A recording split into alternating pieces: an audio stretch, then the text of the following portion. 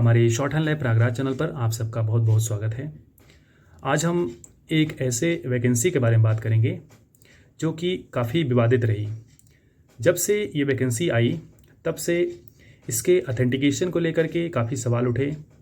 लोग तरह तरह की चर्चाएं किए कि ये फॉर्म सही है या गलत है। लोग लास्ट डेट तक जो है इसको लेकर के काफ़ी संशय रहा और कई लोग तो आज भी सोचते हैं कि पता नहीं वो फॉर्म सही था या गलत था। हमने फॉर्म सबमिट कर दिया, मेरा जो है 1500 रुपये डूब गया, 1000 रुपये डूब गया, 500 रुपये डूब गया, जैसे जिसने फिलअप किया था फॉर्म। तो अभी तक का जो अपडेट था तो उसके हिसाब से ये फॉर्म सही था। तो यदि आप फॉर्म सबमिट किए थे तो अभी से आश्वस्त हो जाएं कि ये फॉर्म सही था और उसकी तैयारी जो है आप जारी कर दें, ठीक है।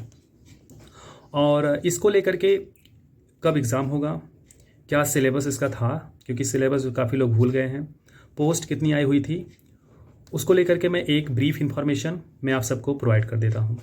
तो इस वीडियो के लास्ट तक जो है ज़रूर बने रहें, क्योंकि कई लोग जो है वही पॉइंट जो सुनते हैं उसके बाद जो है और इन्फॉर्मेशन सुनते नहीं, बाद में जो है टेलीग्राम पे या कहीं और हमारे पास इंडिविजुअल मैसेज करते हैं कि सर ये चीज़ें क्या थी। फिर लगता है हमको बहुत बुरा कि मैं इन्फॉर्मेशन आप सबको वहाँ पे प्रोवाइड किया और आप जो है एक छोटा सा प्रश्न जो है पूछते हैं मैसेज करके व्हाट्सएप पे कि सर ये क्या था वो क्या था। आप वीडियो तो देखते नहीं, इसी वजह से मैं कहता हूँ कि लास्ट तक जो है वीडियो के बने रहिए।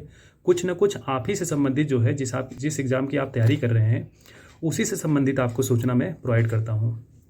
तो सबसे पहले मैं ये पोस्ट के बारे में एक ब्रीफ इन्फॉर्मेशन मैं आप सबको प्रोवाइड कर देता हूँ। सबसे पहले मैं आगे भी बात करूँगा इस पर, लेकिन स्टेप बाय स्टेप आप सुनते जाएँ।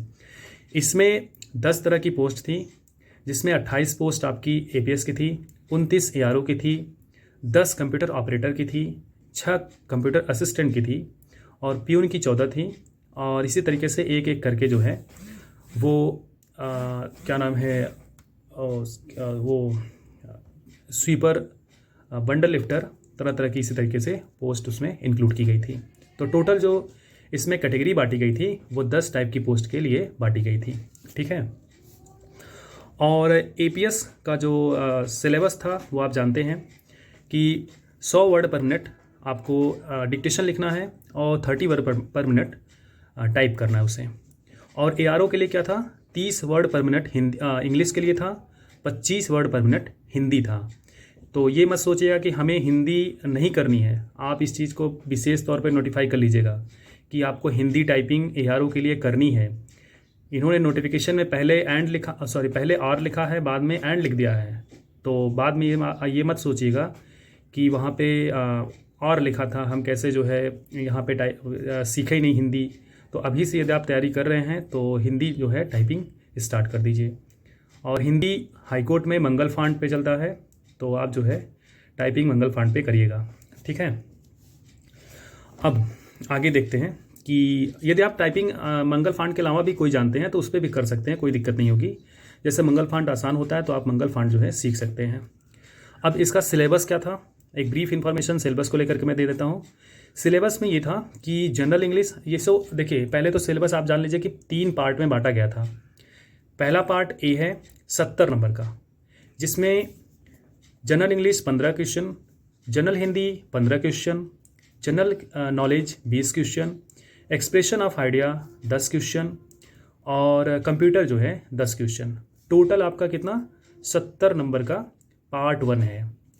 और जो सेकेंड पार्ट है पार्ट बी, उसमें इंग्लिश और हिंदी टाइपिंग जिसका जैसे था, जैसे नोटिफिकेशन में था, जैसे जिन्होंने फॉर्म डाला है एपीएस आरओ जो भी डाला है उस हिसाब से आपकी टाइपिंग होगी। जिसका नंबर क्या होगा, मार्क्स क्या होगा, इसका मार्क्स होगा 30 नंबर का, मतलब 30 नंबर का ये टाइपिंग टेस्ट होगा आपका। ये हो गया आपका बी पार्ट। और सी पार्ट सिर्फ उन्हीं लोगों के लिए है जिन्होंने एपीएस का फॉर्म सबमिट किया है, मतलब एपीएस के लिए जो एलिजिबल हैं उनके लिए सी पार्ट है सिर्फ। और सी पार्ट में क्या होगा, short hand to English transcription. कहने का मतलब जो अभी तक आपने इलाहाबाद हाईकोर्ट के एपीएस एग्ज़ाम में किया हुआ है, पिटमैन की बुक से जो शॉर्ट हैंड टेस्ट आप देते हैं वही टेस्ट आपको यहाँ पर देना है। वो आपका 40 नंबर का होगा और ट्रांसक्रिप्शन आपको हैंड राइटिंग में नहीं करना है। Short hand to English on computer, जैसे अभी आपने हाल फिलहाल में जो है एपीएस एग्ज़ाम दिया है वहाँ पर आपने किया था, तो उसी हिसाब से जो है यहाँ पर भी आपको करना है।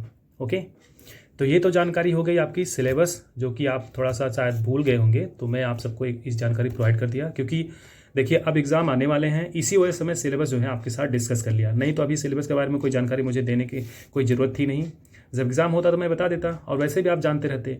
लेकिन यदि हम सिलेबस डिस्कस किए हैं तो ज़रूर जो है एग्ज़ाम को लेकर के कन्फर्म अपडेट हमें मिली हुई है। अब एग्ज़ाम कब होगा इसको जान लेते हैं। एग्ज़ाम जो है ये मार्च का महीना चल रहा है, तो अप्रैल का लास्ट सप्ताह और मई का प्रथम सप्ताह, तो ये नहीं कर सकते। मई का शुरुआती 15 दिन, मतलब 15 दिन मई का आप ले लीजिए शुरुआत का, और लास्ट जो है 15 दिन अप्रैल का लास्ट ही सप्ताह लीजिएगा। तो क्योंकि आप जानते हैं कि अभी गवर्नमेंट चेंज नहीं हुई है, गवर्नमेंट वही बनी हुई है। गवर्नमेंट ने अभी जो है शपथ ले लिया है, तो अब वैकेंसी को लेकर के वो अपडेशन जो है चालू कर दिए हैं। और ये वैकेंसी जो है चुनाव के पहले की थी, तो इसको होना जो है तय था, और ये सरकार के ऊपर ही डिपेंड था ये वैकेंसी, कि गवर्नमेंट की चेंज हो जाती तो शायद ये वैकेंसी जो है, शायद मैं कंफर्म नहीं कर रहा हूँ कि शायद वैकेंसी जो है वो जो नई गवर्नमेंट यदि बन जाती तो निरस्त हो सकता था, हो भी सकता था, नहीं भी हो सकता था। उसमें कोई मतलब ये हम किसी सरकार को लेकर के हस्तक्षेप नहीं कर रहे हैं कि वो निरस्त कर देते, ये नहीं कर रहे हैं। ये तो एक अनुमान था कि हो सकता था, क्योंकि ये वैकेंसी जो है आप जानते हैं, आप शायद नहीं पता होगा, 2005 के बाद पहली बार आई हुई है। 2005 के बाद से फॉर्म इसका नहीं निकला था। इसमें जो है कॉन्ट्रैक्ट के बेस पे जो है लोग अपॉइंट होते थे, काम चलता था, लेकिन 2005 के बाद से ये वैकेंसी जो है पुनः निकाली गई है। पहले कैसे होता था? पहले तो भाई सिस्टम उतना अपडेट था नहीं, कंप्यूटर वगैरह लोगों के पास उपलब्ध था ही नहीं, तो सारी चीज़ें मैनुअल होती थी। अभी तो कंप्यूटराइज हो गया है, तो सारी चीज़ें जो है सिस्टमेटिक हो गई हैं। तो नए तरीके से एग्ज़ाम भी कंडक्ट हो रहा है, तो एग्ज़ाम ये अपने हिसाब से ही करवाएगा जैसे इन्होंने नोटिफिकेशन में जो है लिखा हुआ है। तो एग्ज़ाम जो है आपके अप्रैल के लास्ट सप्ताह और मई का फर्स्ट 15 दिन, उसी के बीच में एग्ज़ाम के चांसेस बन गए हैं, कंफर्म जानिएगा। और ये सबके लिए है, चाहे आप एपीएस की तैयारी कर रहे हैं या आरओ, कंप्यूटर असिस्टेंट या कंप्यूटर ऑपरेटर या कुछ भी, जो भी 10 पोस्ट था उसमें किसी भी की तैयारी कर रहे हैं, ये एग्ज़ाम आपके उसी हिसाब से होंगे जब मैंने बताया है। इसमें थोड़ा बहुत आगे पीछे चेंजेस हो सकते हैं, क्योंकि वहाँ से जो अधिकारी हमको संपर्क वहाँ से हमारा हुआ था वो इतना बताए हैं। और एक बात और जान लीजिएगा कि एडमिट कार्ड आपका कहाँ आएगा।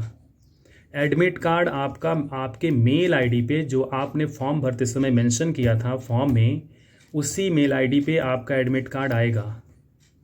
तो यदि यहाँ तक सूचना मिली हुई है कि एडमिट कार्ड कहाँ आएगा, तो आप समझ सकते हैं कि इस वैकेंसी को लेकर के हरकत चालू हो गई है। तो आप देख लीजिएगा कि क्या मेल आईडी आपने मेंशन किया था वहाँ पर, और फ़ोन नंबर भी आप शायद वो अपडेट उस पर दें, फ़ोन नंबर में अपडेट देंगे तो आप जो है फ़ोन नंबर भी देखते रहिएगा कि क्या मैसेज आ रहे हैं। और मेल आईडी तो ज़रूर चेक करते रहिएगा, क्योंकि मेल पे ही शायद वो भेजें, ऐसा अभी तक का जो इन्फॉर्मेशन वहाँ से मिला हुआ है, यही इन्फॉर्मेशन है। और यूपी डिस्ट्रिक्ट कोर्ट को लेकर के जो हमारे पास सूचना अभी तक आ रही है, कंफर्म तो नहीं आ रही है, क्योंकि अभी तक उसकी पुष्टि हमें मिली नहीं है। जानकारियाँ तो कई कोर्ट से मिलती रहती हैं, हाई कोर्ट से मिलती रहती है, लेकिन जब तक फाइनल पुष्टि नहीं होती तब तक मैं जो है इस बारे में कोई वीडियो बनाता नहीं हूँ। इसी एडवोकेट जनरल को लेकर के जब मेरी वीडियो आई हुई थी, तो कई लोगों ने मैसेज किया जो है कि आपको जानकारी नहीं है, ये फॉर्म नकली है, ये वो दुनिया भर का सब कहते थे। लेकिन हम क्या कर सकते हैं भाई, आपका काम है कहना, आप कह सकते हैं, लेकिन अंततः आप जा करके वही फॉर्म सबमिट किए लोगों को देख करके, नहीं सही है सही है। तो जानकारियाँ तभी आप तक पहुँचाई जाती हैं जब थोड़ा बहुत उसकी पुष्टि जो है हो जाती है कि हाँ ये सही है। तो यूपी डिस्ट्रिक्ट कोर्ट को लेकर के जो अपडेट हमारे पास अभी है, उसको लेकर के हम लेकिन जो है अभी संतुष्ट नहीं है कि क्या ये वैकेंसी जो, क्योंकि मैं जानता था कि दिसंबर के लास्ट तक आ जानी थी, ये कन्फर्म अपडेट थी और वहाँ से ही अपडेट थी। बीच में मैंने एक वीडियो और प्रोवाइड किया था कि दोबारा भी शायद एक सप्ताह के अंदर आ जाए वैकेंसी, फिर भी वहाँ से कन्फर्म अपडेट था। मतलब ये नहीं था कि मैं अपना प्रेडिक्शन किया था, वहाँ से अपडेट था कि वैकेंसी जो है वो मार्च तक जो है आ जाएगी, लेकिन फिर नहीं आई। तो इसी वजह से अब फाइनल अपडेशन देखिए कब मिलता है, उसके बारे में मैं आप सबको वीडियो प्रोवाइड करूँगा। और जो बच्चे पटना हाई कोर्ट या इलाहाबाद हाई कोर्ट एपीएस या किसी अन्य हाई कोर्ट की तैयारी कर रहे हैं, वो हमारे पेड क्लास में जो है ज्वाइन हो सकते हैं। पेड क्लास आपका शाम को 8 बजे से चलता है और जिसमें आपको 500 रुपये फ़ीस पे करनी है। नंबर आपको मैं बता देता हूँ, 9125990809। इसी नंबर पे आप हमको मैसेज कर सकते हैं यदि आप किसी हाई कोर्ट की तैयारी करना चाहते हैं, PA PS APS स्टेनोग्राफर जो भी आप जो तैयारी करना चाह रहे हैं, हमारे पेड क्लास में आप एडमिशन ले सकते हैं। वहाँ पे आपको प्रॉपर तरीके से हाई कोर्ट की तैयारी करवाई जाती है। क्योंकि अभी मैं कुछ जगह देख रहा था, कुछ लोग पेड क्लास चला रहे हैं और वो कहते हैं कि हम आपकी हार्ड कॉपी चेक करते हैं, मतलब फाइनल पैसेज आपका ट्रांसक्रिप्शन हो रहता है। चलिए ठीक है, मैं आप उस चीज़ को जो है उस चीज़ से सहमत हूँ कि चलिए आपके पास व्यवस्था है, आप करवा रहे हैं, लेकिन वो चीज़ आप कैसे करवा रहे हैं आपको पता ही नहीं है। कई जगह मैं देखा कि आप जो है टाइप करिए, उनके पास प्रिंट भेजिए हार्ड कॉपी में, वो कहते हैं कि मैं किसी एक्सपर्ट से जो है उसे चेक करवाता हूँ। अरे भाई साहब, आप एक्सपर्ट से चेक करवाते हैं, आपको पता है कि वर्तमान समय में कैसे कॉपी चेक होती है? सबके पास सारा जो है जो मिनिस्ट्री है, यहाँ पे जो एग्जामिनेशन मशीनरी है, उनके पास सॉफ्टवेयर अपडेट हो गया है, वो सॉफ्टवेयर से कॉपी चेक करते हैं। आप जितना समझते नहीं उससे ज़्यादा मिस्टेक जो है काउंट होने लगी है। पटना में तो, पटना हाई कोर्ट में तो ये सबसे ज़्यादा होता है, और आप अपने हाथ से कॉपी चेक करवाते हैं, आपको पता भी नहीं कि कैसे मिस्टेक काउंट होती है। तो यदि आप चाहते हैं कि किसी हाई कोर्ट में आप तैयारी करना चाहते हैं तो आप हमारे पेड क्लास में जो है ज्वाइन हो सकते हैं। एक बार 1 महीने क्लास ज्वाइन करके देख लीजिए, आपको जो है बेनिफिट नहीं मिला तो फिर उसके लिए मैं भाई यही कहूँगा कि अपनी तरफ से मैं यही कोशिश करूँगा कि आपका जो है पूरा उसमें जिसके लिए आप एडमिशन ले रहे हैं पूरा फ़ायदा हो, ठीक है। और भी यदि आपको कोई अपडेट चाहिए तो हमारे टेलीग्राम का लिंक जो है इसके डिस्क्रिप्शन बॉक्स में दिया हुआ है, वहाँ से आप जो है ज्वाइन हो सकते हैं। टेलीग्राम पर जा करके यदि आप सर्च भी करेंगे शॉर्ट हैंड लैब प्रयागराज, वहाँ से भी आप जो है जुड़ जाएं। और यदि आप फेसबुक लिंक से भी जुड़ना चाहते हैं, फेसबुक ग्रुप से, तो वहाँ पर भी आप सर्च कर सकते हैं फेसबुक पे शॉर्ट हैंड लैब प्रयागराज। और यदि चैनल पर नए हैं तो प्लीज़ चैनल को सब्सक्राइब जरूर करके रखें, क्योंकि भविष्य में भी इसी तरीके से कुछ ना कुछ अपडेट जो है हम आपको प्रोवाइड करते रहेंगे। ओके, ठीक है। वीडियो के लास्ट तक जुड़ने के लिए आप सबका बहुत बहुत धन्यवाद।